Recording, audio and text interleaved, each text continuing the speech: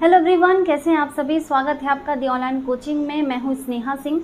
तो आज की इस क्लास में हम लोग एक नया टॉपिक स्टार्ट कर रहे हैं इस चैप्टर का, जो कि हमारा चल रहा था रिप्रोडक्शन इन ऑर्गेनिजम्स। तो हम लोगों ने ये चैप्टर स्टार्ट किया था और आज की क्लास में हम लोग पढ़ने वाले हैं एसेक्सुअल रिप्रोडक्शन के बारे में, यानी कि अलैंगिक जनन के बारे में। अलैंगिक जनन के बारे में पढ़ने वाले हैं। इससे पहले हम लोगों ने जो क्लास हमारी हुई थी, जो कि एक इंट्रोडक्शन क्लास थी, उसमें मैंने आपको बताया था कि रिप्रोडक्शन की डेफिनेशन क्या होती है और साथ ही साथ मैंने बताया था कि इस चैप्टर में हम लोगों को पढ़ना क्या क्या है। तो एक बार क्विकली रिवीजन कर लेते हैं हम लोगों ने पिछली क्लास में रिप्रोडक्शन की डेफिनेशन देखी थी, जिसमें मैंने आपको बताया था कि रिप्रोडक्शन एक वो प्रोसेस है जिसके थ्रू एक ऑर्गेनिज्म अपने ही समान यानी अपने ही जैसी एक संतति उत्पन्न करती है, जो कि बिल्कुल हूबहू उसके समान होती है।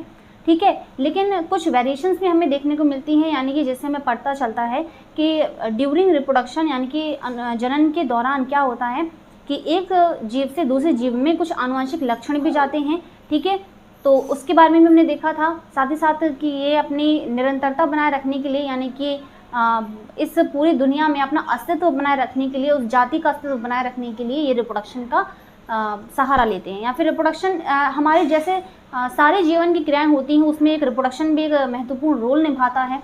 क्यों? क्योंकि जिस तरह से डाइजेशन, एक्सक्रीशन, यानी कि जिस तरह से हमारे लिए पाचन, अवशोषण, स्वांगीकरण, एसिमिलेशन बोल सकते हैं, परिसंचरण, श्वसन, ये सब चीज़ें क्रियाएं, ये सारे ही सिस्टम इम्पॉर्टेंट हैं।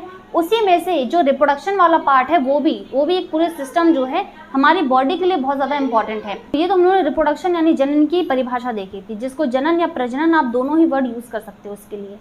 दूसरी चीज़ हम लोगों ने देखा था कि इस चैप्टर में हमें ओवरऑल अगर मैं देखूं तो प्लांट्स में भी और एनिमल्स में भी, दोनों में ही एसेक्सुअल और सेक्सुअल रिप्रोडक्शन के बारे में हमें पढ़ना है, यानी कि अलैंगिक जनन और लैंगिक जनन दोनों के बारे में समझना है। तो आज की इस क्लास में हम लोग एसेक्सुअल रिप्रोडक्शन पढ़ेंगे। मैं आपको ओवरऑल बता देती हूँ कि सबसे पहले हम पढ़ेंगे एसेक्सुअल रिप्रोडक्शन के बारे में। दूसरी चीज़ हम पढ़ेंगे सेक्सुअल रिप्रोडक्शन इन ह्यूमन्स के बारे में, ह्यूमन्स में हम देखेंगे। और तीसरी चीज़ हम पढ़ेंगे सेक्सुअल रिप्रोडक्शन इन प्लांट्स में। ठीक है, तो ये तीन वीडियोस में हम बोल सकते हैं कि डिवाइड होने वाली है। ठीक है, ह्यूमंस में अगर हम देखेंगे तो फिर उसमें मेल रिप्रोडक्टिव पार्ट्स आएगा, फीमेल रिप्रोडक्टिव पार्ट्स आएंगे, फिर किस तरह से फर्टिलाइजेशन होता है। फीमेल्स में हम मेंस्ट्रुअल साइकिल को देखेंगे। तो ये अपने आप में एक लेंदी टॉपिक हो जाता है, और इससे भी ज़्यादा जो लेंदी टॉपिक है वो हमारा होता है प्लांट्स में। तो प्लांट्स में सेक्सुअल रिप्रोडक्शन जो है ये थोड़ा बड़ा टॉपिक हो जाता है अपने आप में। ठीक है, तो ओवरऑल अभी हम लोग अपना टॉपिक स्टार्ट करते हैं, जो कि हमारा क्या है, एसेक्सुअल रिप्रोडक्शन, जो कि इस चैप्टर को जो कि हमारा फर्स्ट टॉपिक है इस चैप्टर का। ठीक है, तो आज का जो हमारा टॉपिक है वो है एसेक्सुअल रिप्रोडक्शन। हिंदी में से बोलते हैं अलैंगिक जनन। अलैंगिक जनन। अब समझते हैं कि अच्छा, अलैंगिक जनन जो है होता क्या है, क्या होता है अलैंगिक जनन जो है क्या होता है। जिस तरह से हम लोगों ने पढ़ा था कि रिप्रोडक्शन का मतलब होता है कि अपने समान संतति को उत्पन्न करना, यानी कि कोई भी जीव जब अपनी तरह की अपनी संतति को जन्म देता है या अपनी ही तरह संतति को अपने ही समान किसी दूसरे जीव को बनाता है, तो उसी प्रोसेस को हम रिप्रोडक्शन कहते हैं। ठीक है, तो इस चीज़ में हम समझ सकते हैं कि जिसमें हम लोगों ने दो प्रोसेस देखे थे रिप्रोडक्शन में। एक तो हमारा होता था अलैंगिक जनन और दूसरा होता था लैंगिक जनन। ठीक है, अलैंगिक जनन में जो है जिसमें सिर्फ और सिर्फ एक जीव की आवश्यकता होती है रिप्रोडक्शन में, और लैंगिक जनन वो क्रिया होती है जिसमें दो जीवों की आवश्यकता होती है, यानी कि दो लोगों की ज़रूरत होती है रिप्रोडक्शन के लिए। ठीक है, तो मैं यहाँ पे बता देती हूँ कि अलैंगिक जनन यानी एसेक्सुअल रिप्रोडक्शन और सेक्सुअल रिप्रोडक्शन की अगर हम बात करें तो एसेक्सुअल रिप्रोडक्शन में सिर्फ एक जीव की आवश्यकता होती है, सिर्फ एक जीव होना चाहिए। लेकिन इसमें दो जीव होते हैं, इसमें गैमिट्स बनते हैं। ठीक है, और इसमें हम देख सकते हैं कि इसमें गैमिट्स नहीं बनते। ठीक है, क्या नहीं बनते, गैमिट्स नहीं बनते हैं। ये खुद ही अपनी तरीके से या तो विखंडन होगा इसमें, या तो पुनरुद्भवन होगा, या तो बीजाणु जनन होगा। ये ऐसे प्रोसेसेस होंगे जिसके थ्रू ये क्या करेगा, दूसरी संतति बनाएगा अपनी तरह। ठीक है, यहाँ पर अगर हम दूसरी चीज़ सबसे इम्पॉर्टेंट होती है कि सेक्सुअल रिप्रोडक्शन में हमें वेरिएशंस यानी विभिन्नताएं देखने को मिलती हैं। यानी कि जो मात्र या फिर हम बोल सकते हैं जो पेरेंट्स हैं, जो माता पिता हैं, उन दोनों से ही बिल्कुल सेम नहीं रहेंगे उनकी तरह, कुछ वेरिएशंस होंगे, यानी कुछ वो अलग हटके दिखेंगे। ठीक है, अपने पेरेंट्स से। लेकिन यहाँ पर क्या होता है, एसेक्सुअल रिप्रोडक्शन में बिल्कुल हूबहू जो हमें संतति दिखती है वो बिल्कुल हूबहू होती है अपने पेरेंट के थ्रू, ठीक है। और एक ही पेरेंट्स होता है, या तो वो उसे हम मातृ बोलते हैं या तो हम पैतृ बोलते हैं, ठीक है, या तो मातृ कोशिका बोलते हैं या फिर पैतृक कोशिका बोलते हैं, ठीक है। तो हूबहू होती है जिसके कारण से इसको क्लोन बोला जाता है। ये चीज़ आप याद रखेंगे कि एसेक्सुअल रिप्रोडक्शन में जो संतति बनती है उसे क्लोन कहा जाता है। क्या बोलते हैं? क्लोन कहते हैं, ठीक है, ठीक है। आई बात समझ में? तो ये चीज़ आप याद रखोगे कि क्लोन किसको बोलते हैं, एसेक्सुअल रिप्रोडक्शन के थ्रू जो संतति बनती है उसको क्लोन कहा जाता है, ठीक है। क्या बोलते हैं? क्लोन कहा जाता है। इंग्लिश में भी इसको क्लोन ही कहते हैं, ठीक है। तो हूबहू दिखते हैं, बिल्कुल सिमिलर दिखते हैं, तो इसी वजह से क्लोन बोलते हैं एसेक्सुअल रिप्रोडक्शन के थ्रू। क्योंकि इसमें क्या होता है, अब देखो ज़रूरी नहीं कि यहाँ पे मैं क्लोन वर्ड का यूज़ कर रही हूँ तो ये इसलिए यूज़ कर रही हूँ कि वो बिल्कुल दिखता है, सिर्फ और सिर्फ उसके बाहर की जो बनावट है, जो संरचना है, वो ही अपने उसके पेरेंट्स के थ्रू नहीं दिख रही है, बिल्कुल पेरेंट्स के समान नहीं दिख रही है। इसके अलावा ये है कि उसमें जो जेनेटिक मटेरियल है, यानी अंदर जो उसका डीएनए है, वो भी पेरेंट्स के जैसा ही है, ठीक है।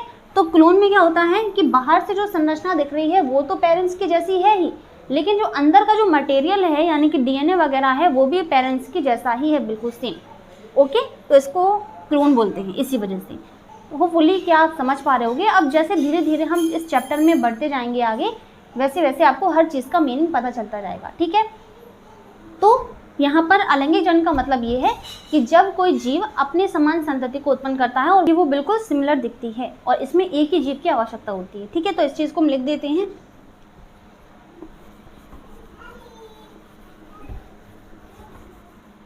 इस चीज़ को हम लिख देते हैं कि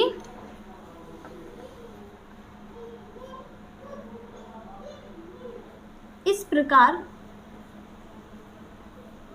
की जनन क्रिया में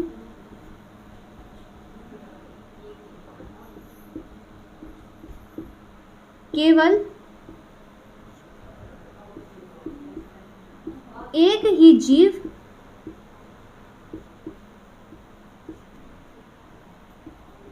आवश्यकता होती है,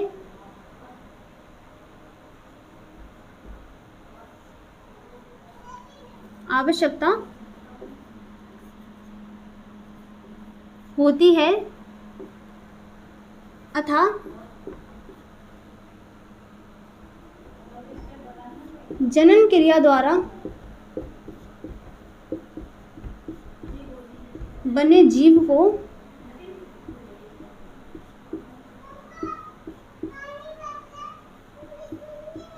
क्लोन कहते हैं। क्लोन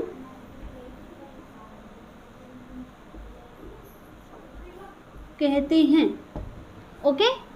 तो अब मैं इसे फिर से रिपीट नहीं करूंगी, मैंने लिख दी है जो भी भाषा मैंने बोली है, ठीक है। अब हमें इस टॉपिक में कई तरह की विधियां हमें देखनी है। विधियों का मतलब ये है कि इसके कई सारे टाइप्स हैं एसेक्सुअल रिप्रोडक्शन के, ठीक है। तो उन्हें हम पढ़ना है, तो एक एक करके हम पढ़ेंगे। तो हम एक एक करके समझते जाते हैं। सबसे पहले हम पढ़ेंगे फिजन के बारे में। सबसे पहला हमारा है विखंडन, जिसे हम इंग्लिश में बोलते हैं फिजन। Fission, okay. सबसे पहला जो हमारा टाइप है वो है विखंडन, या इसे हम बोलते हैं फिजन। अब फिजन क्या होता है? फिजन या विखंडन से आप जैसे नाम से ही समझ पा रहे हो कि विखंडन का मतलब क्या है, विखंडित होना या फिर टूटना या फिर अलग होना, ठीक है। तो यहाँ पर विखंडन में क्या होता है कि जैसे यहाँ पर हम एग्जाम्पल की सबसे पहले बात करते हैं। इसका एग्जाम्पल है अमीबा,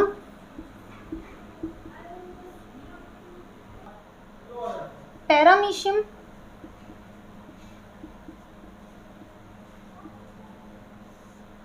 और यूग्लिना आदि। तो ये सारे ही कैसे हैं? हमारे सिंगल सेल्ड एनिमल्स हैं, यानी कि यूनिसेलुलर ऑर्गेनिज्म है, यानी एक कोशिकीय जीव हैं, जिसमें क्या होता है, जिसमें विखंडन द्वारा क्या होता है, रिप्रोडक्शन होता है। विखंडन यानी कि जिसको हम फिजन बोलते हैं। अब फिजन में भी दो तरह के ये दो टाइप होते हैं। एक हमारा होता है बाइनरी फिजन, एक हमारा होता है बाइनरी यानी कि द्विविखंडन,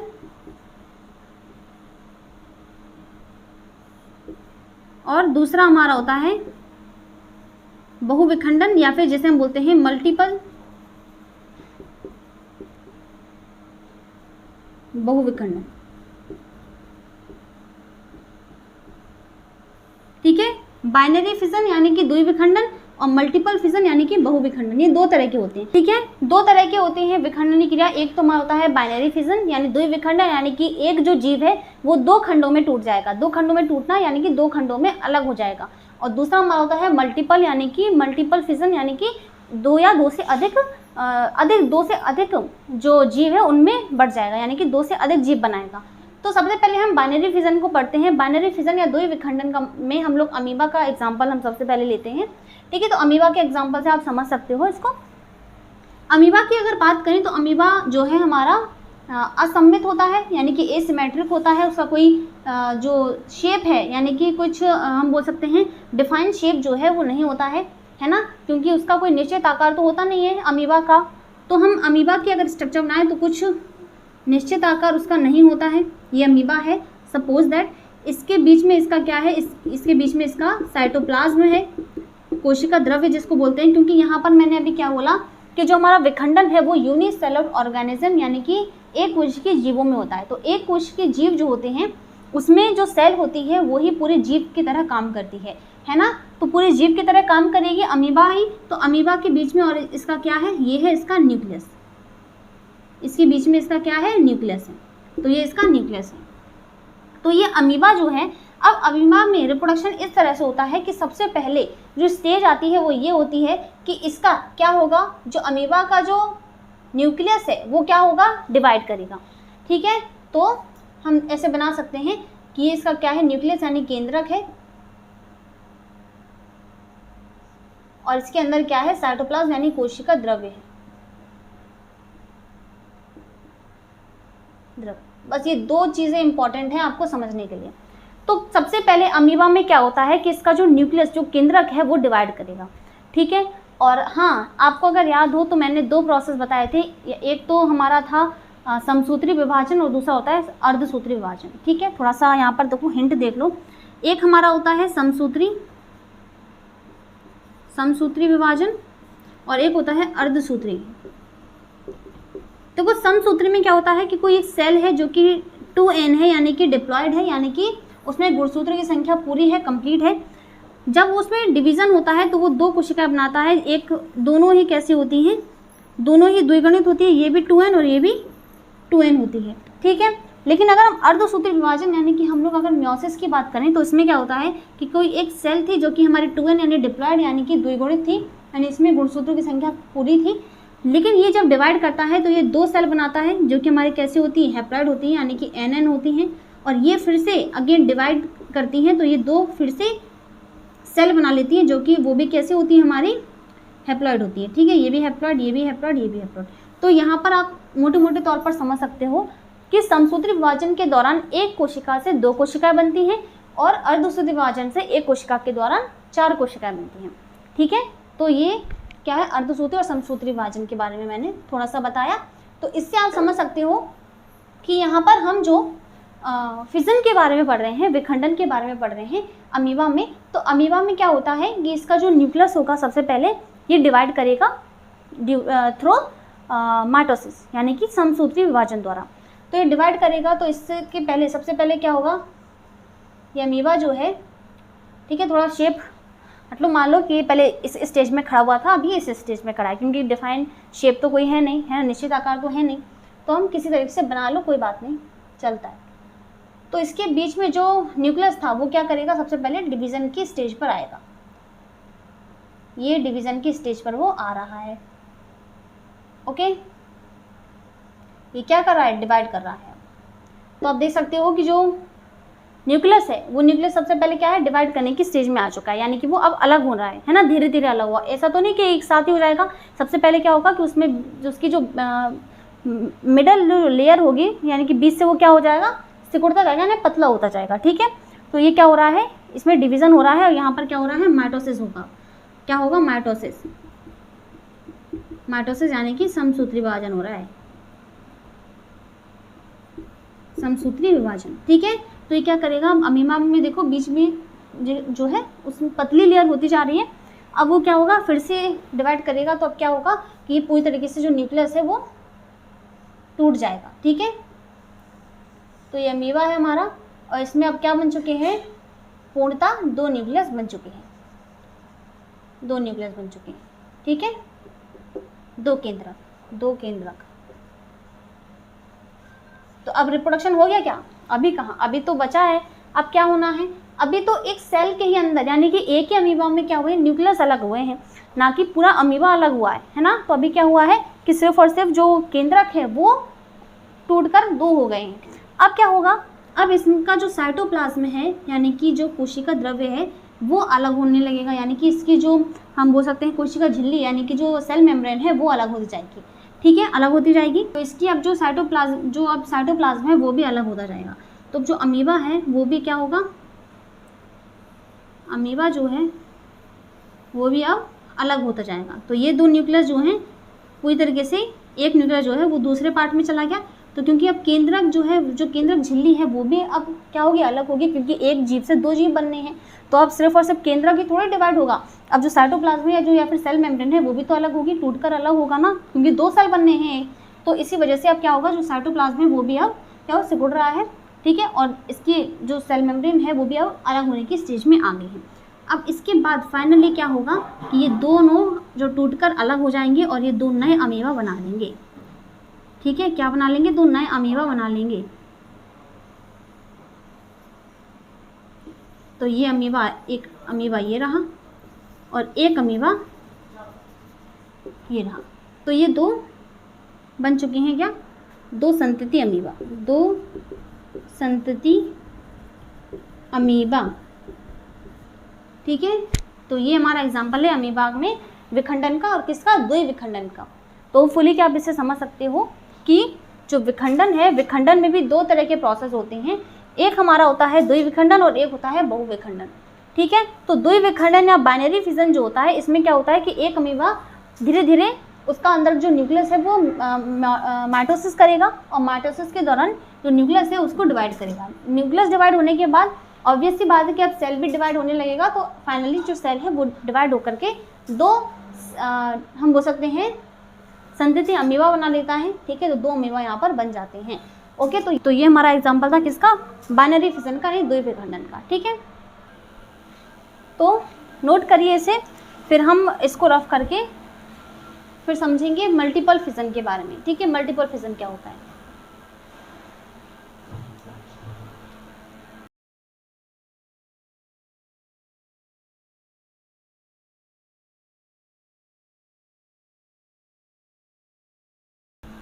अब हम दूसरा प्रोसेस समझते हैं बहुविखंडन का, ठीक है। अभी हम लोगों ने क्या पढ़ा, अभी हम लोगों ने पढ़ा था द्विविखंडन के बारे में, जिसमें हम लोगों ने ये पढ़ा कि द्विविखंड ऐसा प्रोसेस है जिसमें क्या होती है कि एक जीव जो है 2 जीवों में बढ़ जाएगा, ठीक है। बहुविखंडन में ऐसा नहीं होता। बहुविखंडन का मतलब है कि एक जो जीव है वो कई सारे जीव बना लेगा, 2 से अधिक बना लेगा, तो इसको बहुविखंडन बोलते हैं। सिंपल सी बात है ना। तो बहुविखंडन में हम बात करते हैं मलेरिया परजीवी यानी प्लाज्मोडियम की। तो प्लाज्मोडियम क्या करता है, प्लाज्मोडियम इस तरह से करता है कि प्लाज्मोडियम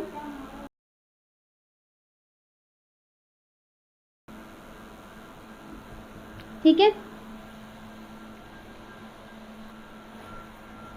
ये क्या है, प्लाज्मोडियम है, क्योंकि हम इसमें बहुविखंडन में एक एग्जांपल लेते हैं प्लाज्मोडियम का, प्लाज्मोडियम,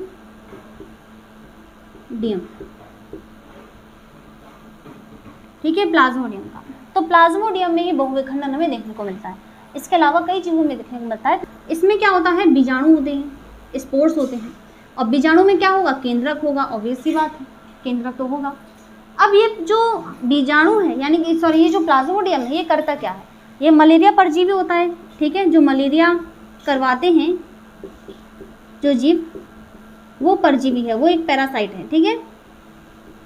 ये क्या होता है, मलेरिया परजीवी जो है प्लाज्मोडियम, ये क्या करवाता है, मलेरिया करवाता है, एक पैरासाइट होता है।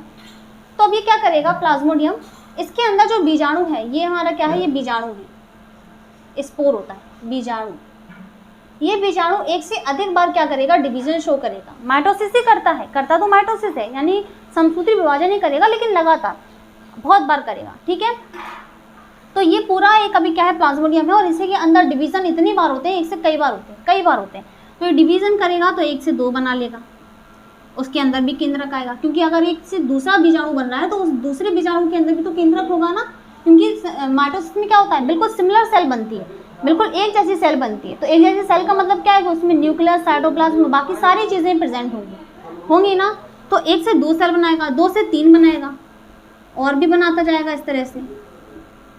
तो इस तरह से कई सारे डिवीजन के द्वारा कई सारे बीजाणु ये बना लेगा, ठीक है, बना लेगा। और ये पूरी क्या होती है, जिसके अंदर ये पूरे बंद रहते हैं, वो बनती है बीजाणु पुटी।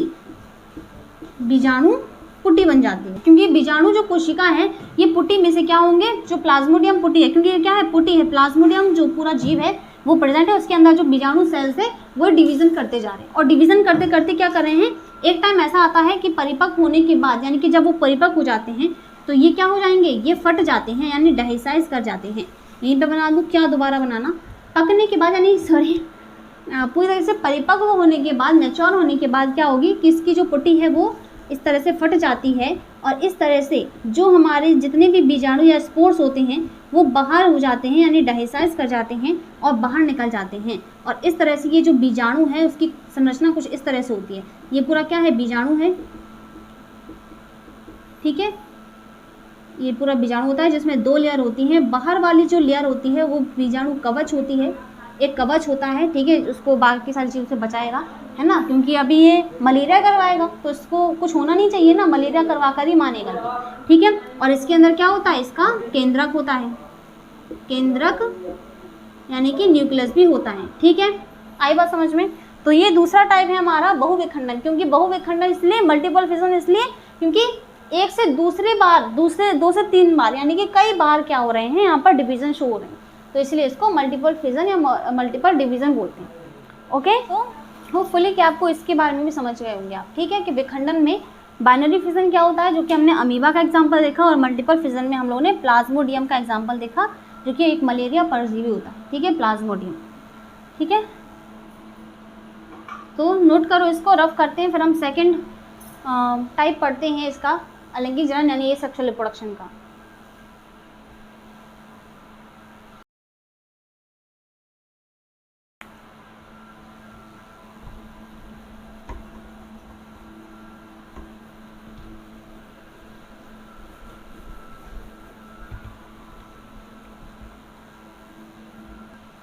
अब हम सेकेंड टाइप पढ़ते हैं, जो कि हमारा है, जो कि मेरा बहुत फेवरेट है, बडिंग, ठीक है। इसको हम बोलते हैं मुकुलन, मुकुलन, ठीक है, इंग्लिश में मुकुलन बोलते हैं, या फिर इसको बोलते हैं कलिको उत्पादन, कलिको उत्पादन, बडिंग इंग्लिश में बोलते हैं इसमें, बडिंग, जो कि हमारा होता है हाइड्रा में, ठीक है, और ईस्ट में, बस आदि होता होगा और भी लोगों में, लेकिन दो एग्जाम्पल सफिशिएंट है एग्जाम के लिए। तो हाइड्रा और ईस्ट में होता है, ये क्या होता है, मुकुलन या बडिंग। अच्छा, अब हम लोग आ चुके हैं मल्टी सेलुलर ऑर्गेनिज्म की तरफ, यानी कि अब हम मल्टी सेलुलर ऑर्गेनिज्म की बात कर रहे हैं। जो हमारा हाइड्रा होता है वो एक मल्टी सेलुलर ऑर्गेनिज्म है, यानी बहुकोशिकीय जीव है। तो अब हम बहुकोशिका के बारे में पढ़ेंगे, ठीक है, बहुकोशिकीय जीव के बारे में पढ़ेंगे। तो हाइड्रा या फिर जो ईस्ट है, ये हमारे बहुकोशिकीय जीव होते हैं। यहाँ पर क्या होता है कि जीव के शरीर में एक छोटा सा उभार होता है, उभार समझ लो, या फिर उसको ही बड बोलते हैं, या उसको ही हम मुकुल बोलते हैं, जो कि क्या करता है, बॉडी के किसी भी पार्ट में से क्या हो, उभार हो सकता है। उभार होगा और वो तब तक रहेगा जब तक कि वो पूरी तरीके से मैच्योर ना हो जाए, क्योंकि कोई भी अगर रिप्रोडक्शन होना है तो रिप्रोडक्शन में शरीर से सट करके वो तब तक रहेगा जब तक कि वो क्या ना हो जाए, ग्रो ना हो जाए पूरी तरीके से। तो बडिंग में क्या होता है कि जो मुकुल या बड बनता है शरीर पर, वो तब तक रहेगा जब तक कि वो पूरी तरीके से विकसित ना हो जाए। पूरा विकसित हो जाएगा तब वो शरीर के ऊपर से हट जाएगा, ठीक है। तो पूरा विकसित होने के बाद वो शरीर से क्या हो जाएगा, अलग हो जाएगा, और एक खुद पूरी तरीके से विकसित जो हाइड्रा है उसमें तब्दील हो जाएगा। ओके, तो यहाँ पर हाइड्रा में क्या होता है, कुछ इस तरह की हाइड्रा की संरचना होती है, मैं बनाती हूँ। ये हमारा होता है हाइड्रा, ठीक है, कुछ इसी तरीके से होता है हाइड्रा हमारा।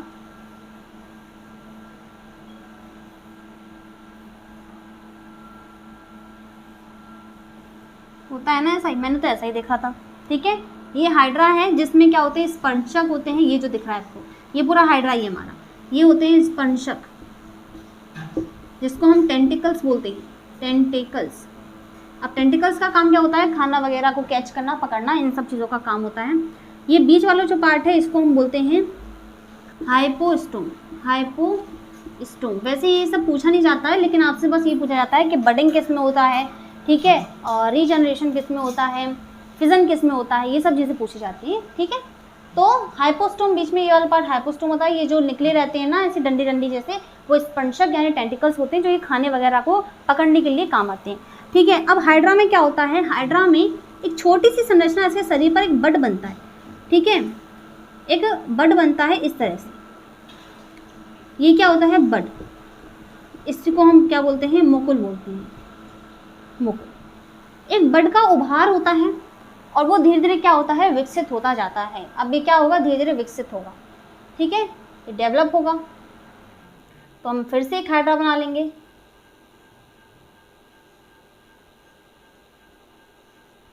ये हमने फिर से एक हाइड्रा बना लिया और इसकी बॉडी पर जो हमारा जो बड डेवलप कर रहा था उसको हम यहाँ पे बना लेते हैं। तो ये जो बड बना था वो क्या हो रहा है, डेवलप हो रहा है, डेवलप हो रहा है। तो डेवलप होने के बाद क्या करेगा, फाइनली ये बॉडी में से अलग हो जाएगा, ये बॉडी में से अलग हो जाएगा और एक छुटकू सा क्या बना लेगा, हाइड्रा बना लेगा। क्या बना लेगा, एक हाइड्रा बना लेगा, ठीक है।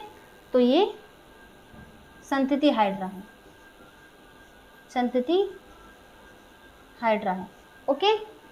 तो जो पैतृक जीव था, जो उसका पेरेंट था, पैतृक जीव में क्या अपना शरीर पर एक छोटा सा उभार हुआ जिसको हम बड या मुकुल बोलते हैं। तो मुकुल का निर्माण होता है। मुकुल क्या करेगा, धीरे धीरे शरीर पे जुड़ कर ही क्या करेगा, वृद्धि करेगा। तो ये क्या कर रहा था, डेवलप हो रहा था और फिर फाइनली जब ये बड़ा हो जाता है तो ये शरीर पे से हट जाता है और फिर ग्रो करने लगता है। तो ये हाइड्रा में होता है। सिमिलरली ये हम ईस्ट में भी देखते हैं, ठीक है। तो ईस्ट में क्या होता है, यहाँ पर देखो, जो ईस्ट है, जो ईस्ट होता है, इसकी बॉडी पर भी क्या बनता है, इस तरह से बड बनता है। ये बड बनेगा और फिर फाइनली क्या हो जाएगा, अलग हो जाएगा और एक नया ईस्ट बना लेगा, ठीक है। तो ये ईस्ट में होता है, ईस्ट में ये संतति ईस्ट बना रहा है, ओके। तो हाइड्रा और ईस्ट में क्या होता है, हमारा मुकुल या फिर बडिंग होता है, ठीक है। नोट करो इसको। हमने सेकेंड टाइप पढ़ा एसेक्सुअल रिप्रोडक्शन का। अब हम फिर इसके बाद नेक्स्ट देखते हैं।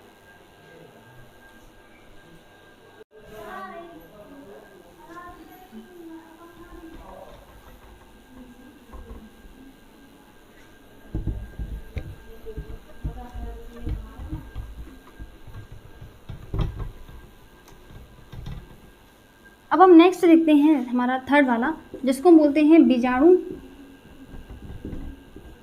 बीजाणु जनन, या फिर हम बोल सकते हैं स्पोर फॉर्मेशन, स्पोर फॉर्मेशन, ठीक है। एग्जाम्पल की इसकी बात करें तो ये हमारा होता है पेरिसीलियम में,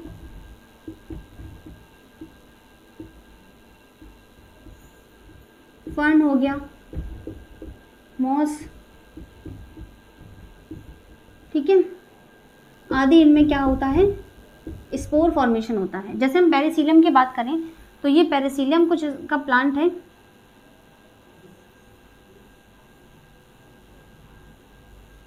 ये होता है पेरिसीलियम का प्लांट, जिसमें क्या बनते हैं, स्पोर्स बनते हैं, इस तरह से स्पोर्स बनते हैं। ये क्या है, स्पोर्स यानी कि बीजाणु बनते हैं, बीजाणु, जिसको हम कॉनिडिया भी बोलते हैं, कॉनिडिया। तो बीजाणु या बीजाणु या फिर कॉनिडिया बनते हैं और ये क्या करते हैं, प्रतिकूल परिस्थितियों में क्या करेंगे, इसी से जुड़े रहेंगे। लेकिन जब अनुकूलन आएगा, यानी कि जब अनुकूल परिस्थितियाँ आएंगी तो ये क्या होंगे कि ये जो बीजाणु हैं ये शरीर से हट जाएंगे, यानी झड़ जाएंगे, इस तरह से झड़ जाएंगे और एक नया प्लांट बना लेंगे, इस तरह से नया प्लांट बना लेंगे। तो ये हमारा किस में होता है, ये पेरिसीलियम में होता है। फर्न और मॉस में भी इस तरह से बीजाणु जनन की क्रिया होती है, ठीक है। तो ये हमारा थर्ड पार्ट था अलिंगी जनन का, ठीक है, थर्ड टाइप था पेरिसीलियम। आप चाहो तो इसमें आप लिख भी सकते हो, डेफिनेशन लिख सकते हो आप इसकी, कि यहाँ पर आप लिख सकते हो कि प्रतिकूल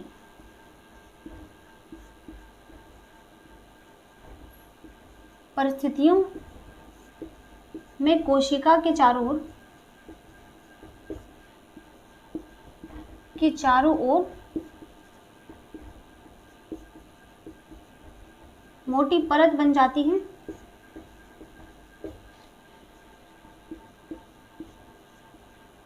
तथा अनुकूलित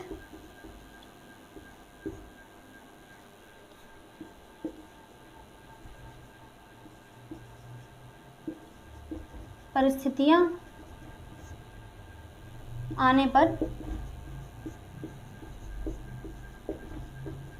बीजाणु बाहर आकर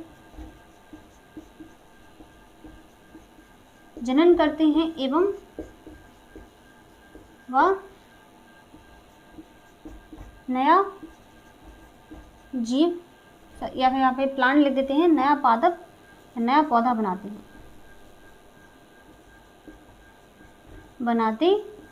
हैं। ओके, तो ये कुछ इस तरह से राइटिंग बहुत अच्छी आई है, तो आप लोग समझ लेना, ठीक है। तो ये हमारा क्या था, स्पोर फॉर्मेशन था।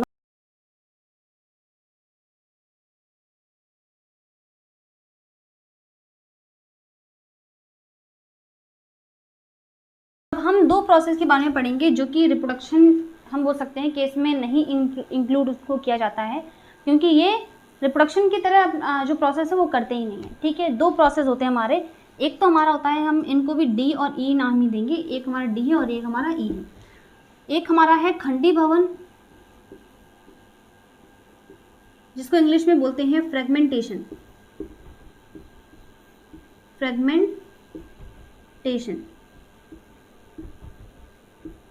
और दूसरा हमारा है पुनरुद्भवन, जिसको हम बोलते हैं रीजनरेशन।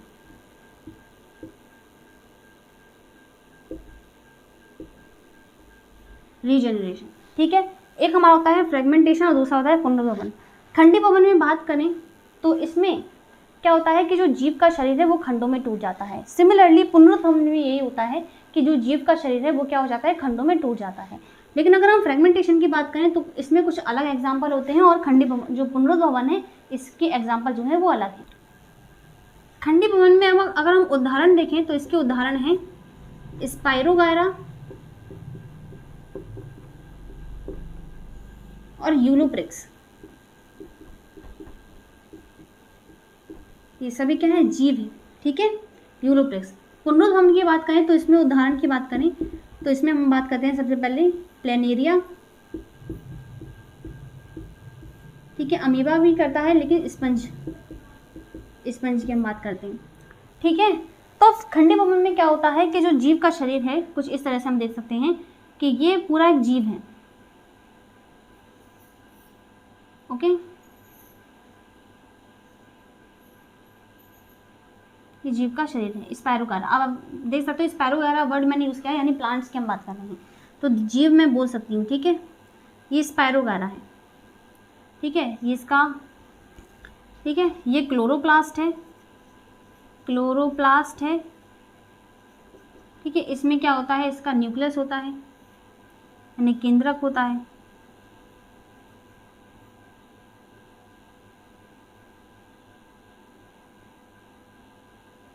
ठीक है, केंद्रक होता है। तो अब ये जो हमारा पूरा जो स्पाइरोगायरा है, जो जीव है, ये क्या होता है, खंडों में टूट जाता है, कई सारे खंडों में ये टूट जाएगा, ठीक है। इस तरह से खंडों में ये टूट गया,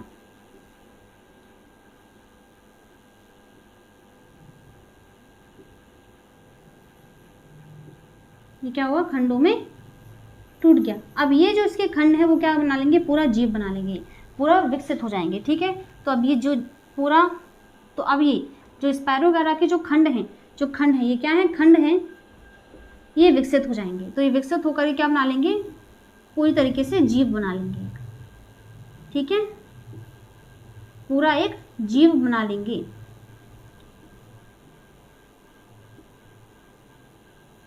पूरे कंप्लीट स्पायरोगारा ये बन जाएंगे। ओके, तो ये होता है।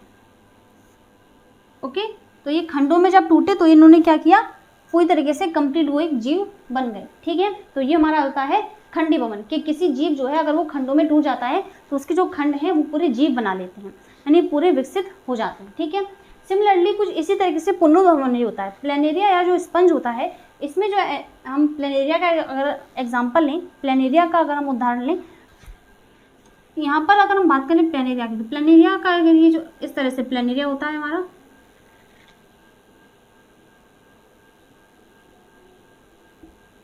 इस तरह से प्लेनेरिया होता है। तो प्लेनेरिया मान लो कि एक हम बोल सकते हैं कि प्लेनेरिया एक पैरासाइट की तरह काम करता है। तो प्लेनेरिया जो है मान लो कि किसी एक्सीडेंट की वजह से इसके जो टुकड़े हो गए, कई सारे खंड हो गए।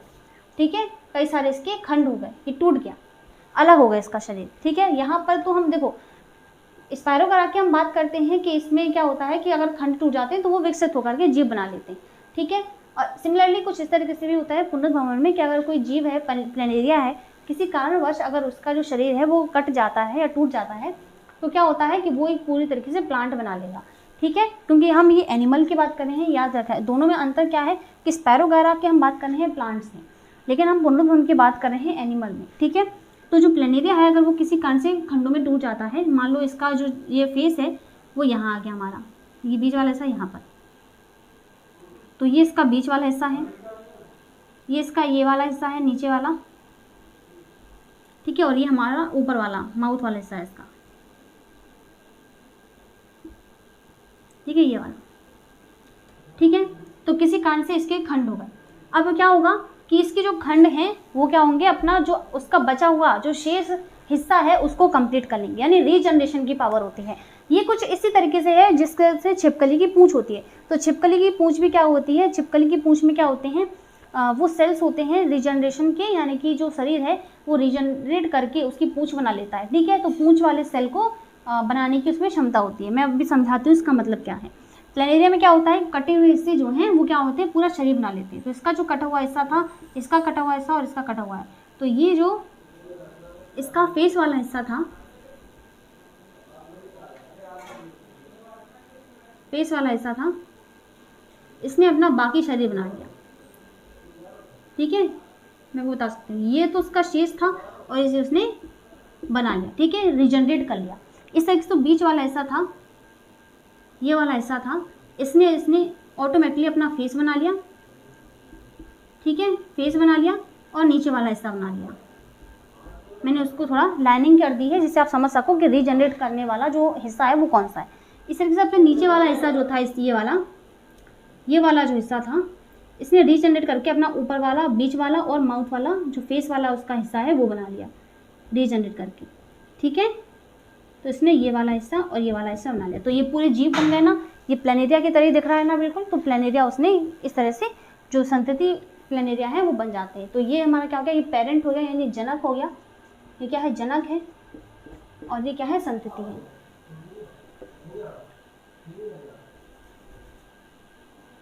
क्या है, संतति है। ठीक है, इसी तरीके से ये भी क्या है, जनक है, पेरेंट है, जनक है, और ये क्या है, संतति है, संतति है।